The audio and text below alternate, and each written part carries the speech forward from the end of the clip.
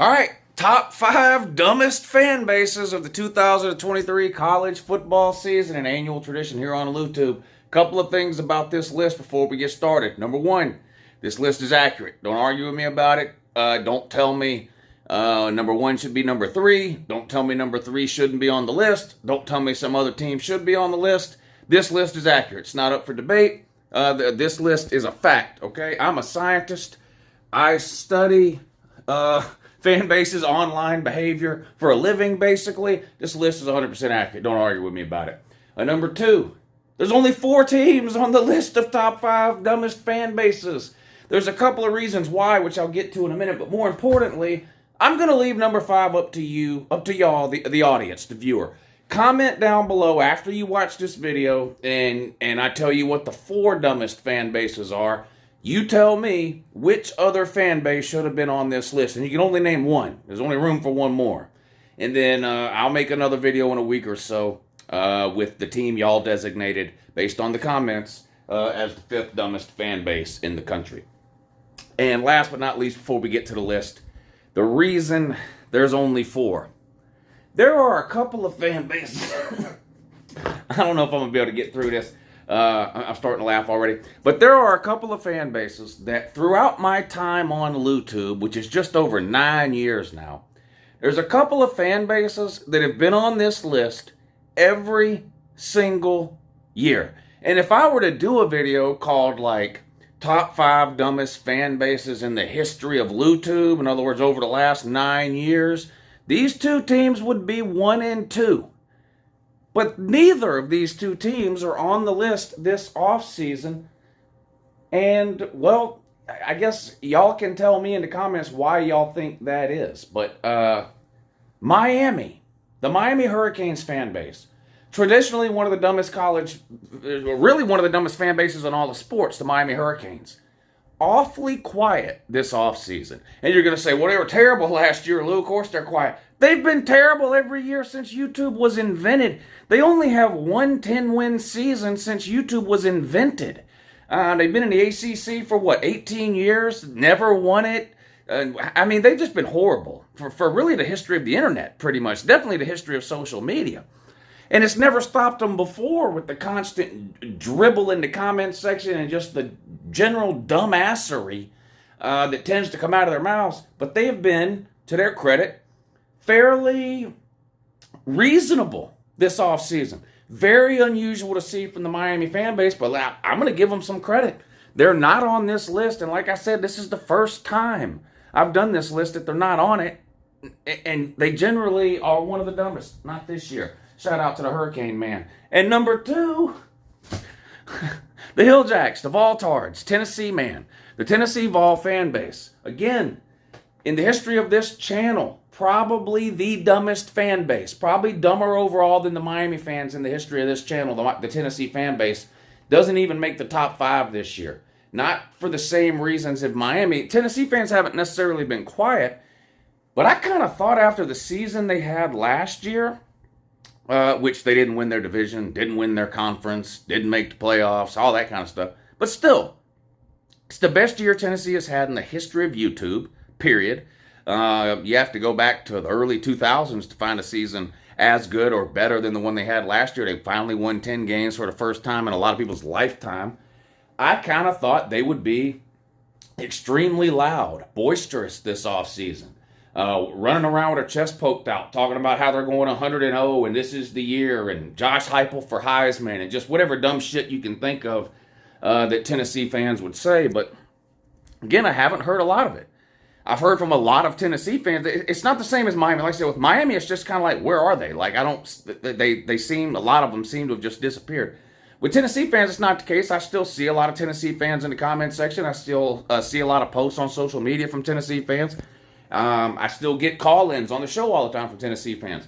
But I hear a lot of, like, what I would consider to be reasonable outlooks and expectations for Tennessee. You know, they have hopes of winning the SEC, but let's be real, they're probably the 3rd or 4th best team in the SEC. So doesn't make them dumb to think that. The majority of the Tennessee fans I talk to don't think they're beating Georgia.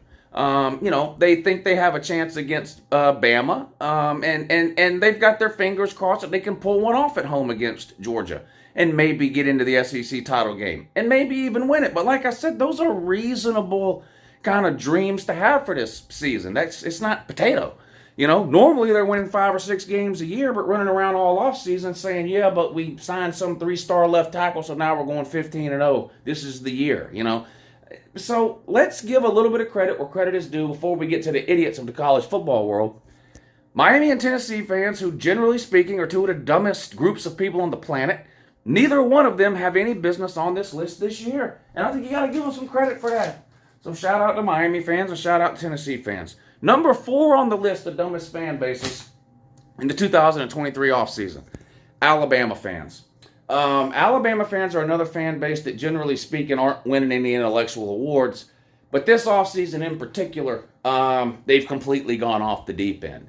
If you go back to even 2 seasons ago, because that's kind of where this starts, they lose to Georgia in the national title game, and then they run around all last offseason telling people, well, it's no big deal that we lost the national title to Georgia.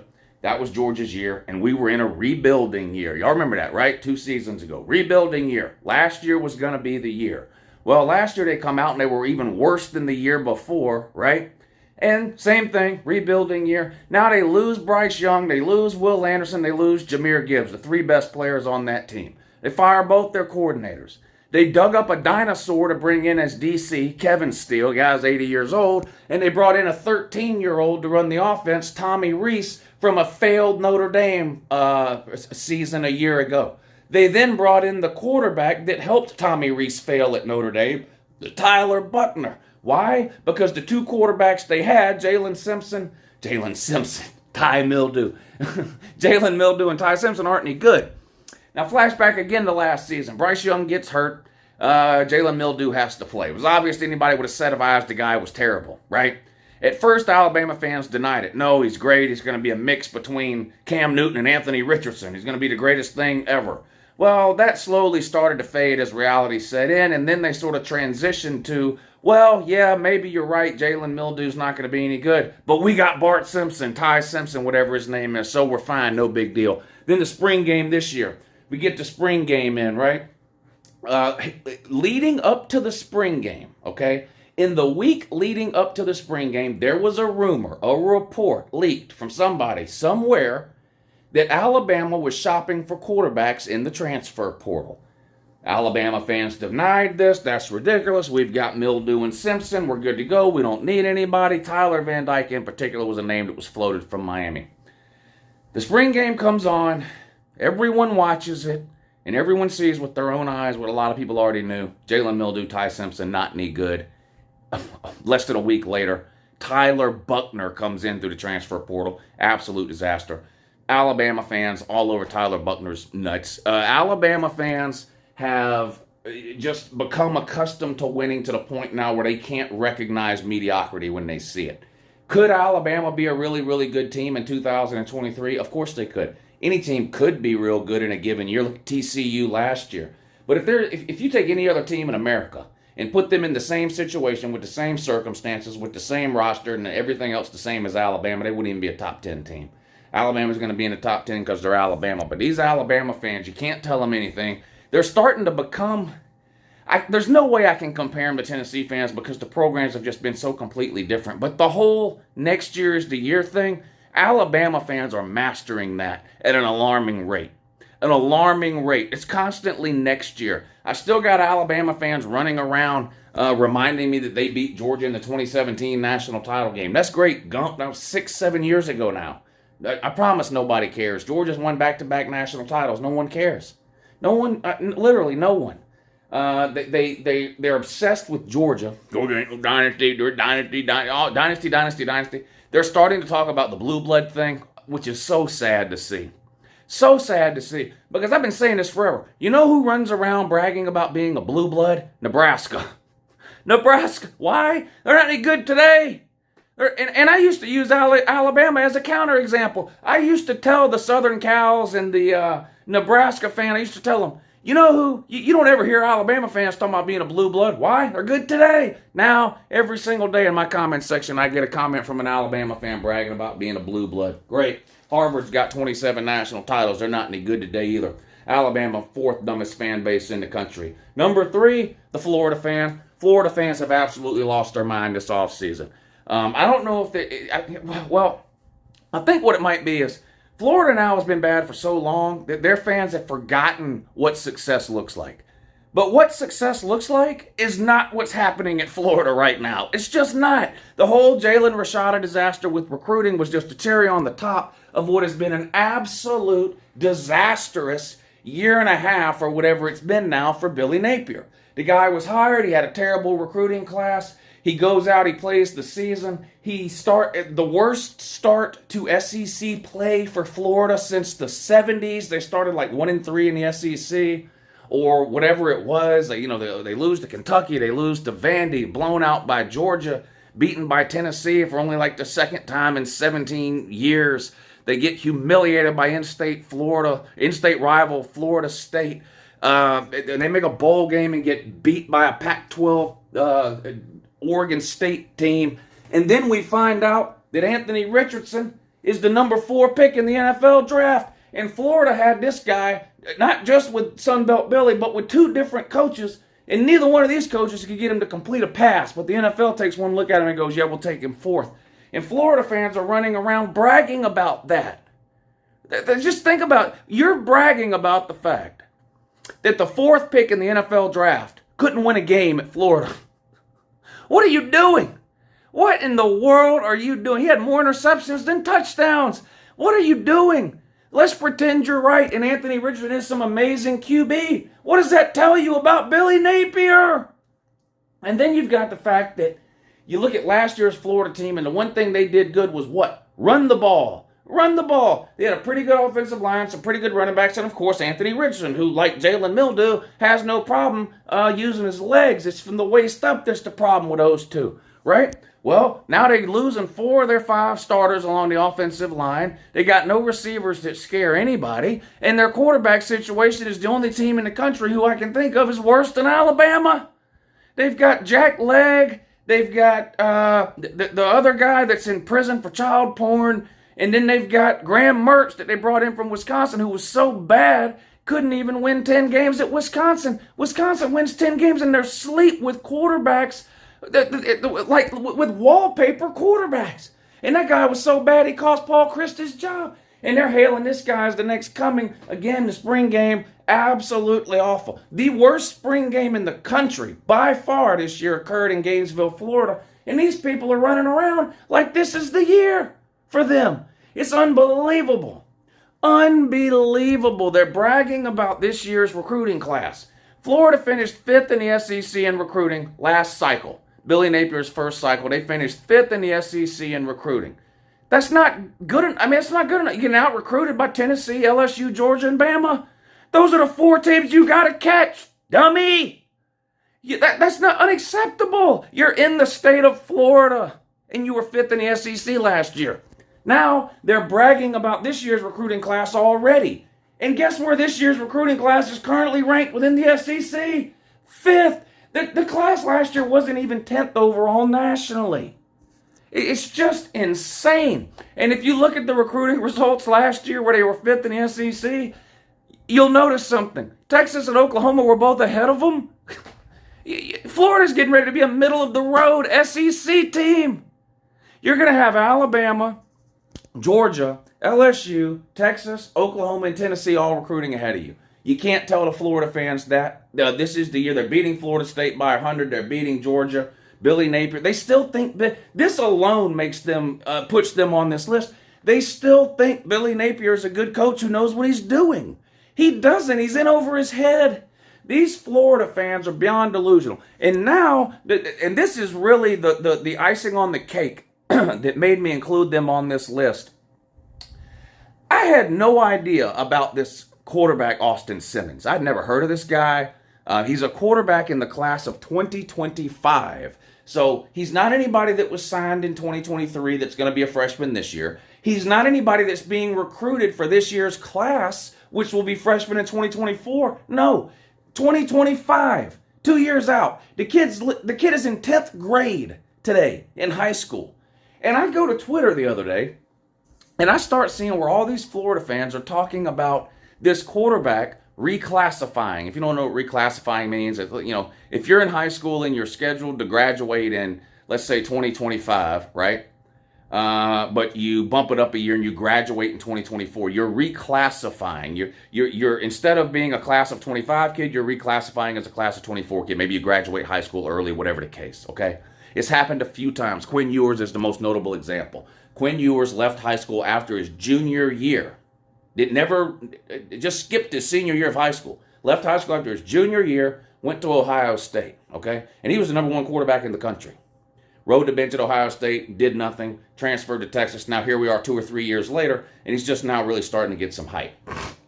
So Florida's got a kid that is a year more than that. He's in friggin' 10th grade, and they are trying to get him to reclassify. Not for 2024, not 1 year early like Quinn Ewers did. No, they are trying to get him to reclassify for 2023. You heard me right. They're trying to take a kid that's in 10th grade, that still has 2 years of high school left, that's not supposed to even be a freshman in the world of college football until the fall of 2025. They are trying to get him to reclassify by not 1, but 2 years. They're trying to get him to leave high school after his 10th grade year and enroll at the University of Florida as a freshman for the 2023 season. As a quarterback, this is how delusional this Florida fan base has become. It is impossible to reason with them. It's like banging your head against the wall trying to have a conversation with these people. Florida Gator fan base, without question, one of the dumbest fan bases in the country this offseason. I've got them at number 3. Number 2, Ohio State. Ohio State fans, let me say something to Michigan fans. I don't see how you've been doing it. I don't. Michigan fans, I know, have been putting up with this their entire lives because of the rivalry with Ohio State. I've had a little bit of back and forth with Ohio State fans on this channel over the years when I've expressed an opinion about Ohio State that maybe they didn't like or they disagreed with. Some of my takes on Urban Meyer, so forth and so on. None of that prepared me for what happened when Georgia played Ohio State in that bowl game. These people, an amalgamation of idiocy is the best way to describe these Ohio State fans. They walk around like they are college football royalty. Not just the team, like themselves. Like, we're Ohio State fans, like that's some sort of designation, like that means something. Like that places them above like other fan bases. Never mind the fact they think Ohio State is royalty when they're clearly not. There's no such thing as college football royalty that's won 2 national titles in the last 52 years. I'm sorry. If you've got 2 natties in the last 52 years, there's nothing all that special about your program. That's just reality. That's just the reality. Ohio State won a natty in like 2014, and then in like 2002. You got to go back to like 1970 to find a national title before that, okay? So that's 3 in the last 53 years, or 2 in the last 52 years. And if you go back and look at that title from 1970, Ohio State lost their bowl game. That's right. They lost the last game of this season. I'm sorry. It's Memorial Day. Shout out for that. I know I was about to thank the veterans, but that's another thing. The holiday, who are these holiday police people that get mad at you on Memorial Day if you say thank you to veterans? So anyway, thank you to the veterans. And yes, we know Memorial Day is for the ones that unfortunately were not able to make it back and not make it home, and forever grateful for their sacrifice. There's never a bad day to thank veterans, though, so fuck off. I forgot what I was saying now. Oh, this is America, Jack. Okay?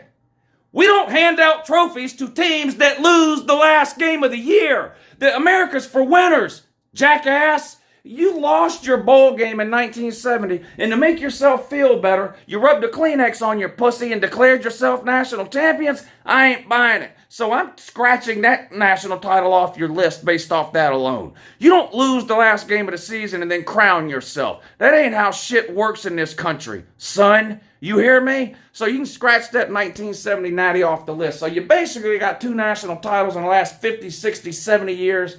whatever it is. And these Ohio State fans run around like absolute college football royalty. What a joke and a disgrace y'all are. What an absolute embarrassment. I don't see how you've got the gall to get out of bed in the morning and go out in public.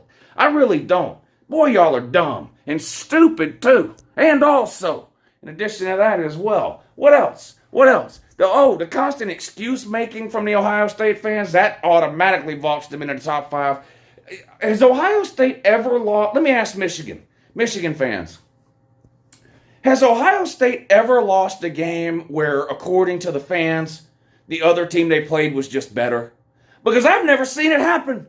I have never seen it happen. They've got excuses for why they got pushed around at home by Oregon 2 years ago. They've got excuses a mile long about why they lose to Michigan every year lately. They've got 1,000,001 excuses about how come Georgia whipped their ass again, leaving Ohio State still winless all time against UGA.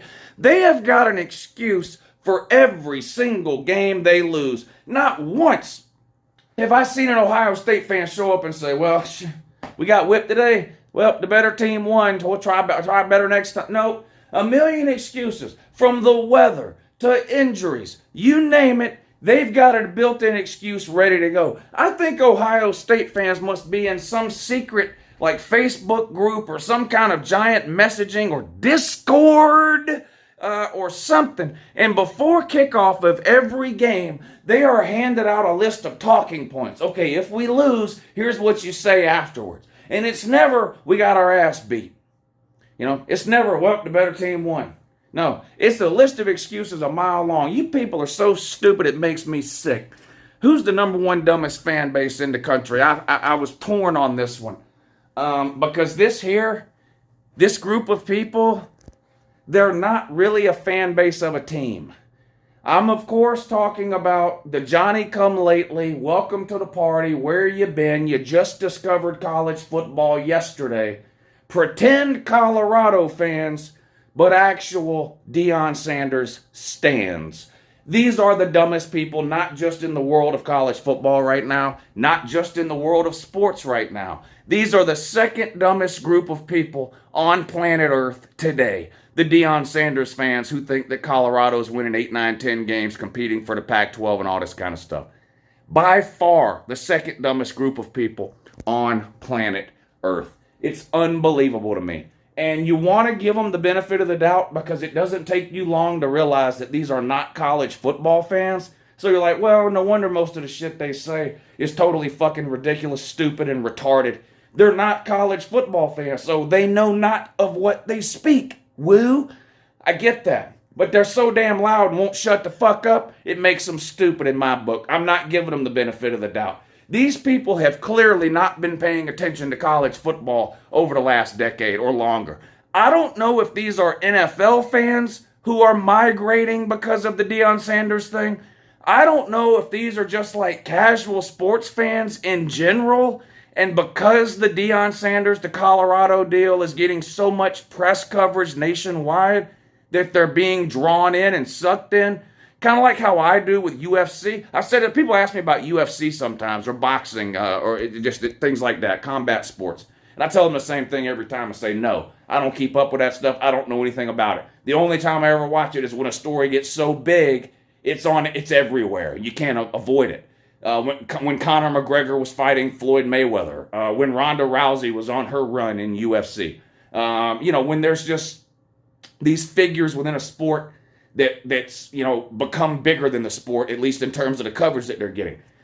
That's the only time I ever pay attention. Now, what I don't do is then run around and pretend to be a fucking expert on the UFC, because I'm not. I don't watch this shit. I don't know shit about it. I'm just watching because it's fucking interesting to me. I don't run around the internet trying to tell actual UFC fans what the fuck is going on in the world of UFC. But these fucking Deion Sanders stans who can't, they've had their lips permanently stapled to Primetime's taint are running around all over the internet acting like everybody else is dumb because they think Colorado's going to be bad in 2023. No, we don't think that because we're dumb. We think that because we understand the world of college football. You fucking retard. You don't.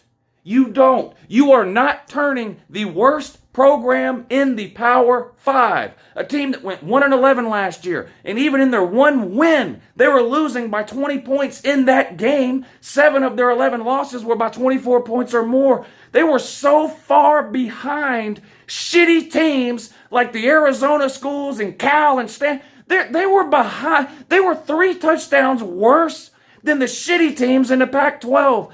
You don't turn that around in 1 year by bringing in 53 stars. It doesn't, I don't care. Yeah, get rid of the roster. Great. Yes, they were terrible. And some of the players you're bringing in are improvements over what was there. Okay? But running around bragging because you got 2 5-stars on your roster and 5 4-stars on your roster is absolutely insane. An average team in the Pac-12 has 4 times that. You're not making a bowl game. You'll be lucky to win 5 games. It doesn't mean Deion Sanders is a bad coach. Okay? You can't do that in year 1. Even if they brought in all 5 stars. All 5 stars. Let's pretend they had a roster of 85 5-stars that they brought in from around the country. They're still not winning the Pac-12 because they're not a team. They're not going to become a team in 1 year. You're turning over 95% of that garbage-ass roster. Okay? It takes more than one offseason to form a team. Oh, well, Southern Cal was bad in 21 and better in 22. Yeah, and Colorado will be better as well. Southern Cal went from, 5 wins to 10? An improvement of 5 wins. If you do that, that would be great. That would put you at 6-6. Not 9-3 or 10-2 or competing to win the Pac-12. And here's the main reason these group of they're Deion Dingleberries is what they are. These are Deion Dingleberries. Grown men literally dangling from the nutsack of another grown man. That's what you are. Another reason they're so goddamn retarded is because every time somebody gets on the internet and says Colorado will be lucky to win 6 games, they don't care about anything else that person has to say. They don't care about anything that person has said in the past. All they do is look at this and they go, racist! I wish all you idiots who cry about racism in the comments section when somebody says Colorado isn't going to be any good would die a slow death. That's honestly what I think. You are so much a problem with you're as much a part of the problem as actual racists, of which there are a ton. And again, the reason it pisses me off in particular to hear you dumbasses talk that way is because do you have any idea? No, you don't. You don't have any idea how many actual inbred, hillbilly, redneck, backwood, trailer living pieces of trash won't watch the Uncle Lou channel specifically because I'm not racist. So now, not only do I have to watch the racist white people hit the unsubscribe button and crawl back under whatever shit-kicking rock they came out of, now I've got to watch the black folk run away too because Uncle Wu said Colorado's winning 6 games, therefore he must hate black people. Damn, I wish you would take a 5-second break from dangling up under Deion's nuts that you Deion Dingleberries. Take a 5-second break from your lips being stapled to Primetime's taint. Get over here and suck Uncle Lou's taint from the inside